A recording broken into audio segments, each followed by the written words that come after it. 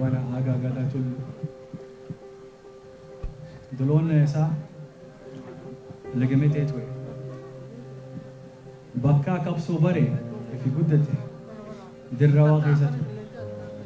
Goosaa isaa ammoo Arsii Bahaa warra Sangooraa jalatti. Garuu abbaan kiyya ka eenyuti? Ka Oromooti. Ilmoo abbaa Gadaati. Eenyummaan beeku, amantummaan hin beeku. Islaama taa'ee garuu Oromoodhaaf dhaabbate. Ortodoksii taate, waaqeffataa taate. Tokkummaa maa jechuun yoo tokkummaa agaruu barbaade maa jechuun karaa bitaa keessan laala, karaa mirgaa keessan laala, if duuba laala, if dura laala. Amma gaafa yeroo abbaa kee awwaaltu ni qofaa miti ka tokkummaa kana agarsiisuu qabu. Amma qofaa miti. Amma booda yeroo hundaatti tokkummaa keessa haa jiraannu kana booda. Yoo Oromoon tokkummaa fide Itoophiyaas tokkummaa fidaa beeka. Yoo Itoophiyaa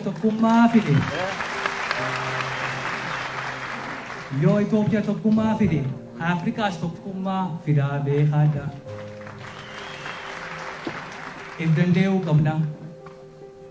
Jireenya tana waan alagaan nu goree beekteemi agarteemi bakka meeshaa keenya galchuu nurraa hin muran. Aangoo nu garsiisuudhaaf, aangoo isaan nu gubbaa garsiisuudhaaf. Saniifi ammaa tana if danda'uu qabna kana booda. Ikoonomii irraa wal obsuu, wal gargaaruun, wal qabuun. Yoo if kabajne namuu nu kabaja, addunyaa nu kabaja. Aadaa keenya irraa, addunyaa irraa waan nurraa baruu danda'anii waan hedduu jira. Garuu yoo if hin dandeenye guyyaa sana hin dhufu. Hanganumaan ja'a kabajaan abbaa kiyya awwaaluu hafe teenyeeti tajaajila teenyee dhufu.